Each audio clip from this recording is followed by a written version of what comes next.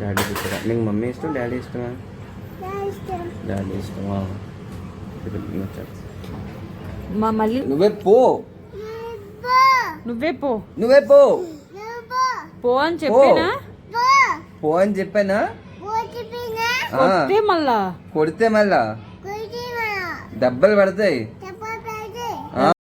చూస్తున్నా, అన్ని అబ్జర్వ్ చేస్తున్నా. మమ్మీ కూతురు డాడీ కూతురా? మమ్మీ కూతురా, వెరీ గుడ్ అమ్మా. మరి నీకు మమ్మీ ఇష్టమా డాడీ ఇష్టమా? మమ్మీ ఇష్టం కదా.